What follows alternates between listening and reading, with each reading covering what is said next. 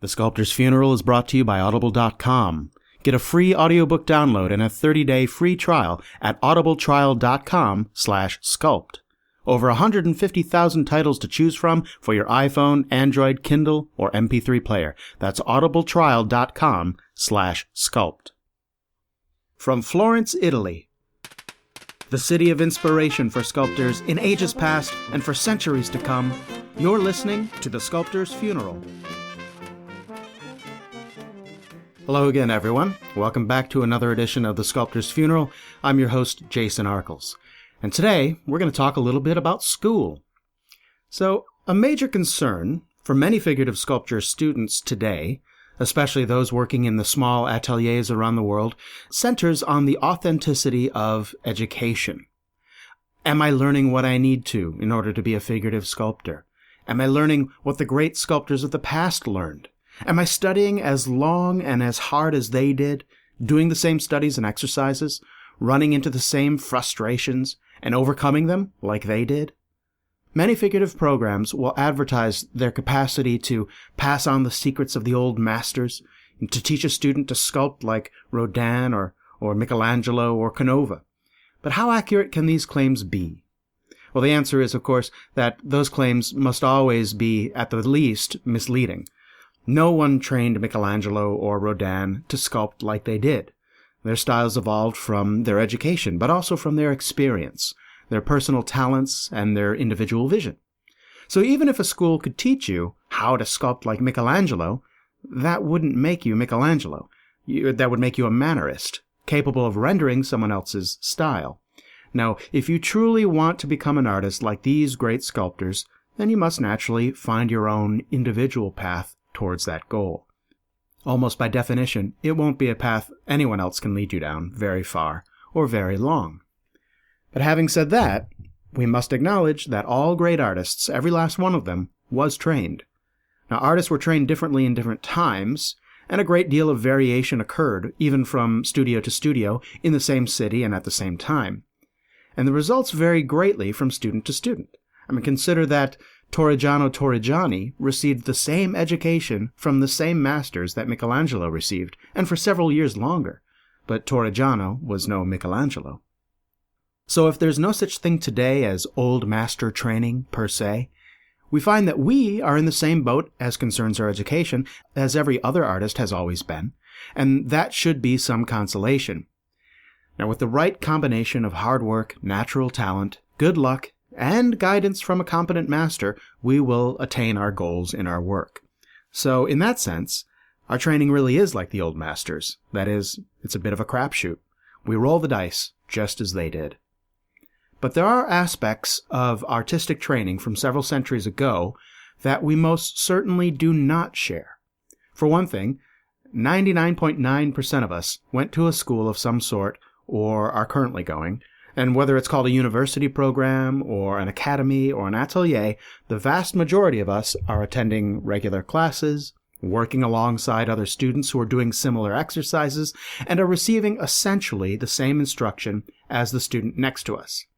A school, by any other name.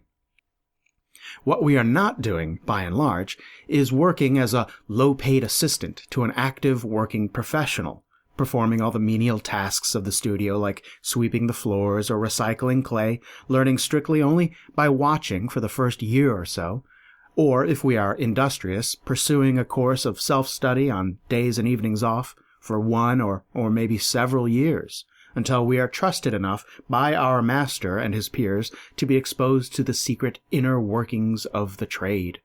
In short, we are students. We are not apprentices. All right, so in this episode, we're going to look at the evolution of artistic education from the time of the Renaissance, how we went from apprentice to academy student. In a lot of the previous episodes dealing with the biographies of artists, I've mentioned a few things concerning the education of sculptors that I have yet to more fully explain. Things like guilds, apprenticeships, and journeymen sculptors. We know what it is to be an apprentice, in a general sense, but what did apprentices actually do from day to day? Did they have tests and graduations? How did one eventually become recognized as a master? And how did the training of an artist transform from apprenticeship to art school? Well, to answer these questions, and more, we need to go back to the time when the practice of sculpture was a craft or a trade, and not one of the fine arts. Now, like other trades, the practice of sculpting was regulated by guilds. Guilds have been around since the classical world in one form or another, and all a guild really is an association of tradesmen who regulate each other in order to preserve and foster quality in the profession, but also promote their interests. In past podcasts, I've compared them to a modern labor union, and that's not too far off. Some modern labor unions even use the word guild in their title. Think of the Hollywood Actors Union, the Screen Actors Guild. So, a guild would be formed, usually under the authority of whoever was ruling, either on a civic or a national level, and guilds touched every aspect of concern for the professionals they represented. The guilds were the ones who decided who could be called a master craftsman, for example. It's not like today where all it takes to be recognized as an artist is a business card or a website that tells people you're an artist. In the good old days, there was quality control. The only way you could set yourself up in business is if others in your profession deemed you worthy. And this could be a good or a bad thing. I mean, I'm sure personal politics and outside influence probably was always a concern. But guilds, of course, had it in their best interests to make themselves hospitable to the best practitioners of their trade, because guilds fostered local reputations. For instance, a certain city could be known for a certain product of unusual quality. So say, leather goods from a city known for high-quality leather goods could command a higher price for their works than goods from other cities. Now think of how many wines are named for the regions from which they come from. Burgundy, Champagne, Chianti. The location of manufacture is itself the main selling point, as the areas which produce them were known for a certain quality of product, right? There's Venetian glassware, Spanish olive oil, Florentine wool. In order for these locales to be associated with a quality product, not only did quality control need to happen, but also marketing and promotion, the guarding of trade secrets, and the training of the next generation of competent tradesmen. All this was the responsibility of the guild. Now, each local guild could have their own set of standards, and so the training of an artisan within the guild system could vary greatly. But basically, the first step in the trade was to become apprenticed to a master. And you did this at a young age, usually between the age of 10 and 15. And it was on-the-job training for you, and cheap labor for your master. However, the master was also generally expected to feed, clothe, and house you for the duration of your apprenticeship. Now, what you learned and when during the course of your apprenticeship depended on the master, and sometimes on his trust in you to keep secrets of the trade. So, if you were apprenticed to a builder who was locally famous for maybe getting the curve of a Gothic arch just right, he might not let you in on the precise mathematics of designing a Gothic arch for fear that another master might lure you away and then steal your formulas. So whenever you read of anyone going through an apprenticeship where all they did was sweep floors for the first 2 years or something like that, it wasn't because the master was a jerk who didn't want to educate his apprentices. It was probably because the master needed to know that you were going to be with him for the long haul before he gave you the essential and very, very valuable aspects of the craft. If the inner workings of the craft were made too freely available, there would be a glut of craftsmen, and everyone's prices would fall due to too much supply for the demand. So, long and arduous apprenticeships were also a means of controlling the flow of labor force into the market. When there was a high demand for labor, apprenticeships could be accelerated. I think we actually see this in the phenomenon of the aftermath of the Black Death in 1349, after which there was a shortage of skilled labor. I wonder if Ghiberti and Filippo Brunelleschi, two young artists who had not even yet earned the title of master, I wonder if they would have been allowed to compete for the doors of the Florence Baptistry had it not been for the Black Death 2 generations before. So typically, you apprentice for 3 to 6 years, and when you are ready, you produced a work in your trade that could show your skills off, sort of like a final exam. After which, you became a journeyman. Now, this was kind of a middle stage between apprentice and master. The title of journeyman didn't mean that you traveled necessarily. It didn't mean you journeyed from one place to another necessarily. It meant that you were a day laborer. Think of the word as having the same root in French, as journey or journal, right? A journey is the distance one can walk in a day. That's what a journey traditionally meant. And so a journeyman is someone who will work on a day-to-day basis and is free to work in the shop of any master who wishes to hire him. This often did mean traveling, of course, and this is where the apprentice took his basic set of skills and enlarged upon them, learning the tricks and styles of many different masters. It was like grad school for the apprentice. Just about every sculptor whose biography I've covered up to this episode had a period of working as a journeyman. Think of Donatello and Brunelleschi, who went to Rome for several years after Brunelleschi lost the commission for the baptistry doors to Ghiberti. They worked in various goldsmith shops by day and explored the ruins of ancient Rome in their free time. Think of Michelangelo. After the Medici were exiled from Florence, he spent a year in Bologna, and he found work there before coming back to Florence. Cellini, he worked all over northern Italy before spending time in Rome and then settling back to Florence. And John Bologna's journeyman experiences, of course, brought him all the way from Flanders down to Rome, and then finally Florence. It wasn't coincidence that all these sculptors traveled in their early adulthood. It was what was expected of them. It was the next step in their training. So there was no set time period to be a journeyman. You could remain a journeyman throughout your entire career and never open a shop of your own and spend your life working for other masters. But to rise to the level of a master, you basically did need to settle down in one place, work for a master for a number of years, and gain the trust and respect of local tradesmen in the guild. You then could apply to the guild to be accepted into the guild as a master.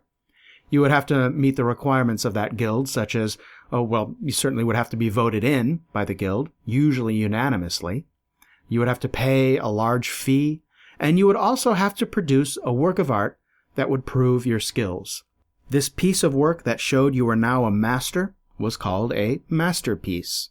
We use the word differently now, of course, but this is the original meaning of the word masterpiece. It wasn't the best work you ever did in your entire career. It was just a work that proved you were a master. So that's how you trained as a sculptor under the guild system, in very general terms. It's hard to get more specific than that without getting too anecdotal. Your training was idiosyncratic, depending largely on the local standards and specific masters. Although guilds were great for self-regulation of an industry, as well as a strong mechanism for passing on tried and true methods, they tended to discourage innovation and creativity, both on the individual level and at the organizational level. Right? The guild system kept organization of a trade from expanding into actual industry. So with the guilds, a larger market or expanded production simply meant more masters, rather than a reorganization of small shops into a larger manufacturing system that divides labor into specialists. Right? Guilds weren't about specialists. Guilds were about masters. And so it was only when the guild system began to fade away that real industry arose. Now the trade of painting and the trade of sculpture were treated under this system like any other craft. Neither had yet risen to the level of the fine arts alongside literature or music. Painting and sculpture weren't even in the same guild. Sculptors belonged to the stoneworkers' guild, alongside masons and bricklayers, and painters were lumped in with the apothecaries, because that's where painters went for their pigments. They bought them from apothecaries. However, as soon as Florence started to become notable for both painting and sculpture, way back in the time of Giotto and Andrea Pisano in the 1330s, painters and sculptors decided to band together. Now, this wasn't an official guild at this point, but it was what was called a company or a confraternity. It was sort of an association that looked after the needs of painters and sculptors in both the sense of business and also as a charity, because, hey, it's hard to make a living as an artist. The aim of this confraternity was to provide support for both body and soul to any artist in need. It was called the Confraternita di San Luca, or the Confraternity of St. Luke. Luke was their patron saint because it was generally believed that St. Luke once painted a portrait of the Virgin Mary, and thus was himself an artist. Most prominent artists of the early Renaissance in Florence were members of the confraternity. Donatello, Ghiberti, all the way up to Leonardo and Michelangelo.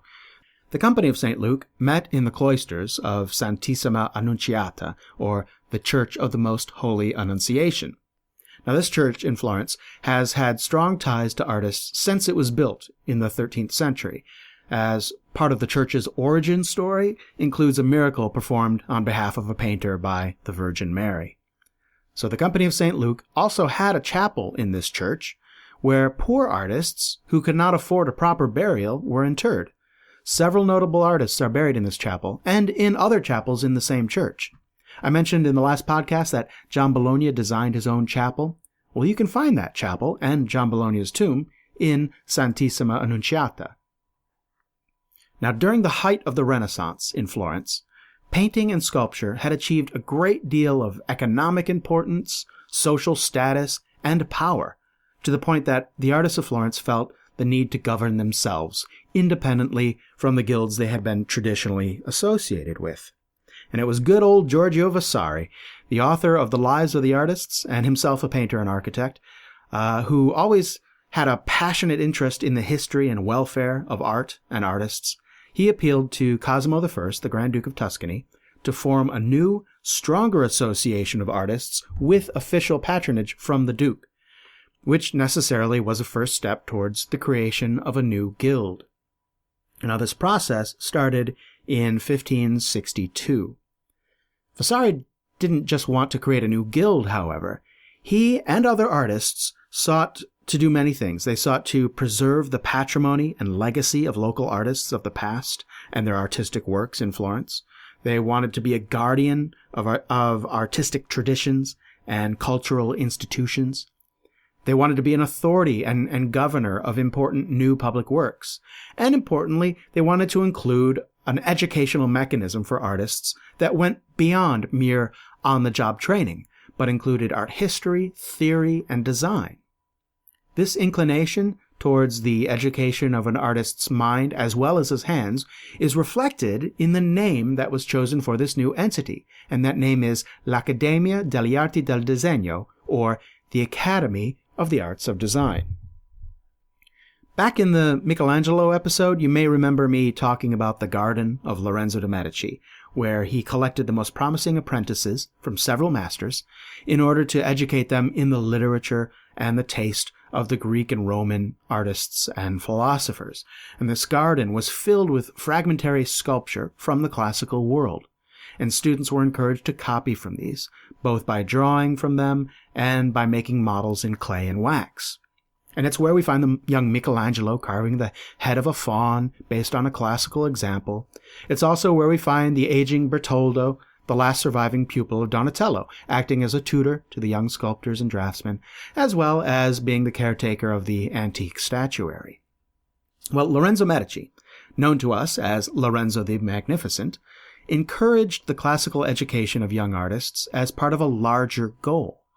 Lorenzo was interested in reviving the cultural, political, and philosophical advancements of the classical world, but that had since been lost. The mechanism for this revival was known as the Florentine Academy. It was an informal association of scholars and intellects, which Lorenzo's grandfather, Cosimo the Elder, had initiated, and Lorenzo continued. Now, this Florentine Academy hunted down old classical texts buried in the libraries of monasteries throughout Europe, commissioned translations of them, and then wrote commentaries and themes based on what they had learned through them. The Florentine Academy was named after the original academy, which was Plato's school of philosophy, which was located at Academia, which was a sanctuary temple of Athena, the goddess of wisdom. And it is from this otherwise unremarkable location that we get the word academy. Plato's was the first, and 1700 years later, the Florentine Academy, or Accademia in Italian, was the earliest modern institution to use the word academy to describe a place of learning. 70 years after Lorenzo's death, Giorgio Vasari's Accademia delle Arti del Disegno would be the second.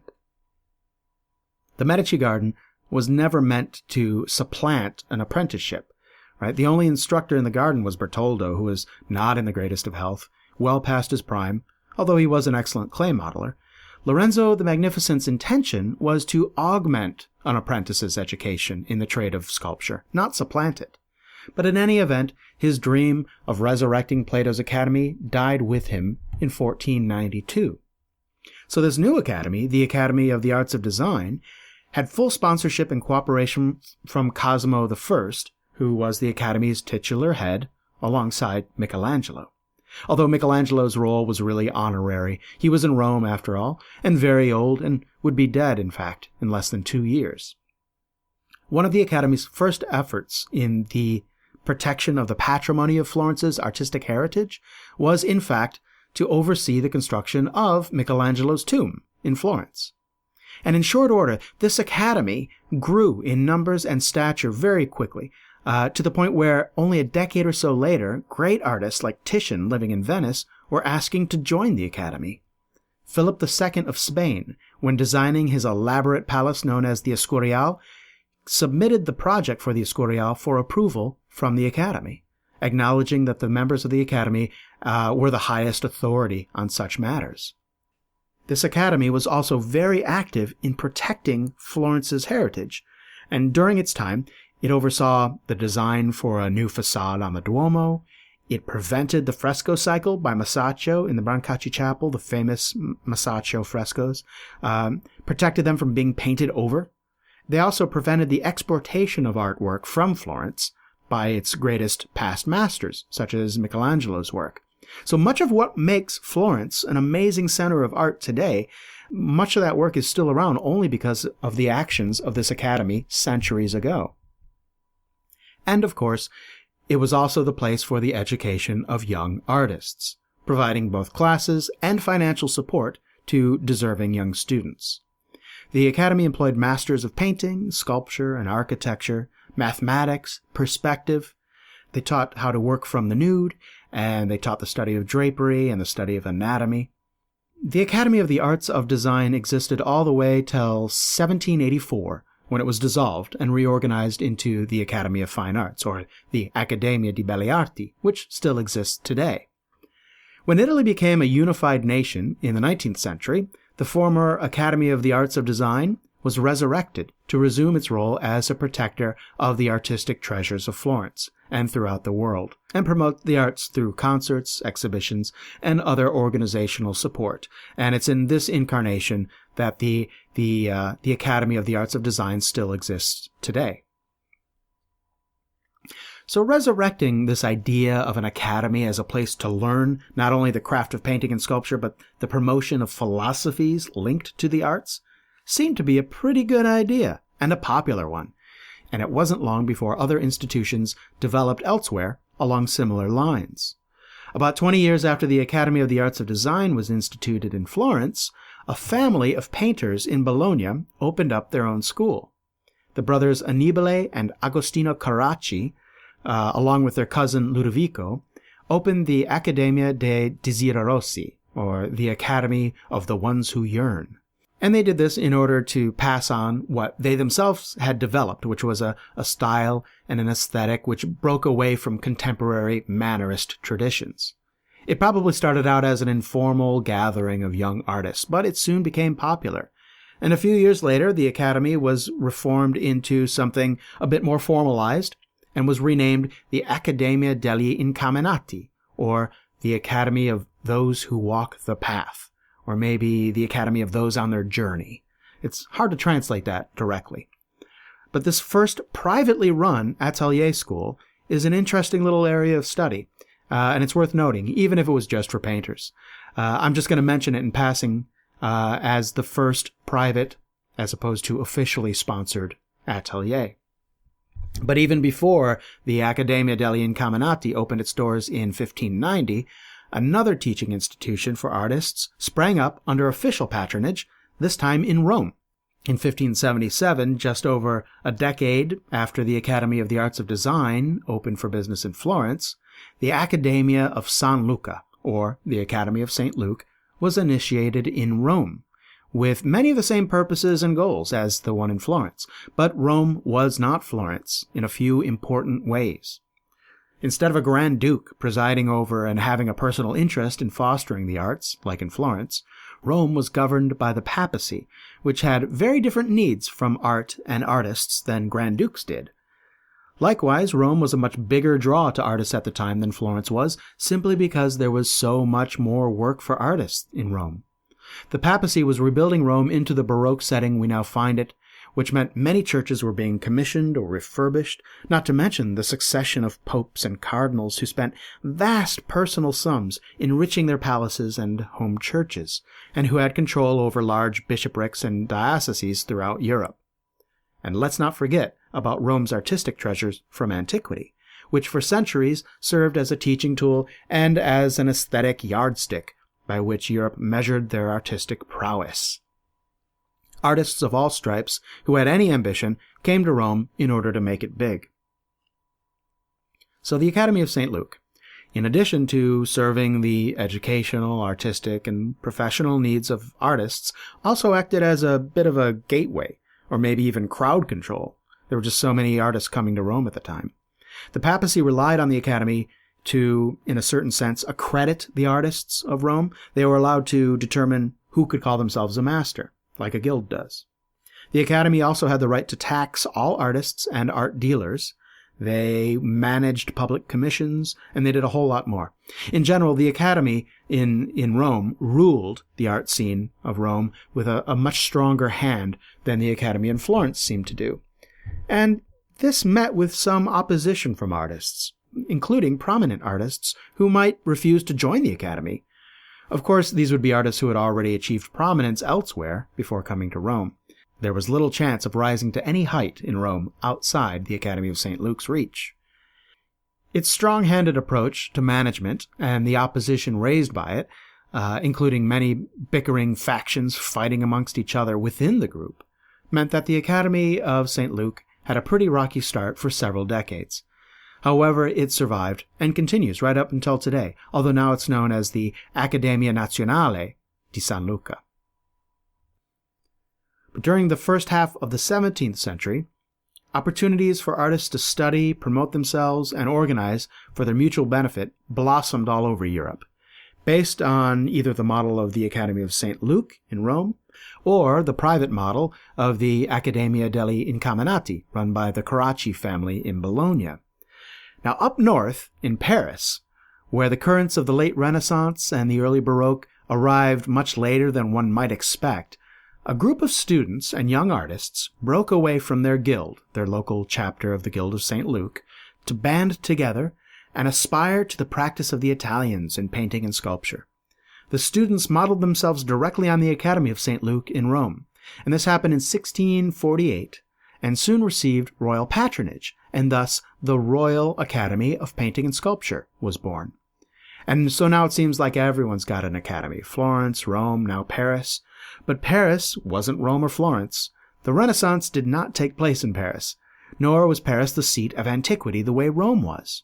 Paris, in fact, was a little bit of an artistic backwater at the time, when compared to other cities down south. So, in 1663, about 15 years after the Royal Academy's start, the Academy decided to start sending their top students to live abroad in Rome for a few years and learn what Rome had to offer. Just a few years after that, in 1665, an official outpost of the Royal Academy was formed in Rome to help educate these top students who were coming from Paris. And this outpost of the Royal Academy was called the Academy of France in Rome. Now, students who won the prize of spending time in Rome had some responsibilities. It wasn't just a study abroad vacation like you see today. Every year, the French students in Rome had to send back examples of their work to prove that they were taking advantage of their time in Rome. In 1674, someone up in Paris had the bright idea to put all these works on display, and this exhibition was held in the newly renovated palace known as the Louvre in a room called the Salon Carré. And it is from this humble start that a huge mechanism would emerge in the coming centuries that would dominate European arts education. For the Royal Academy would evolve into the École des Beaux-Arts, The awarding of top students with time in Rome came to be known as the Prix de Rome, and the exhibition of painting and sculptures sent from Rome to Paris would evolve into what we now know as the Paris Salon. But the full history of the École des Beaux-Arts, the Prix de Rome, and the Paris Salon, I will save for another time. Well, I want to thank you all for listening today, and I also want to give you a quick update as to how things are going here for the podcast. Several episodes ago, I hyped up the coming of the first of what I hope will be a long line of interviews with prominent sculptors. Well, it's taking me a little longer than I thought to put it all together, mostly because I've realized that I need a few equipment upgrades. The microphone I use for the podcast is great, but I need a different sort of microphone, or at least another microphone, to get the sound right in interviews. So we'll see what Santa Claus leaves under the tree for me. In any event, look for some good interviews coming in January. I promise. A lot of you have written in with great ideas for subjects of interviews, and I've probably got a list of a dozen really, really great ones that I just can't wait to do. So they're coming. Also, in the coming months, we're going to be moving out of the Renaissance in terms of the art history podcasts. We're going to be dwelling briefly on the Baroque and then storming into neoclassicism. I've got a couple Bernini episodes coming up. We'll consider the Counter-Reformation and then delve into the Enlightenment. We'll talk about Houdon, Canova, Thorvaldsen. We'll probably learn a little bit about Napoleon Bonaparte and all his shenanigans. And we'll explore the rise of the École des Beaux-Arts and the Paris Salon and all sorts of good stuff. So stay tuned, and thanks again for listening.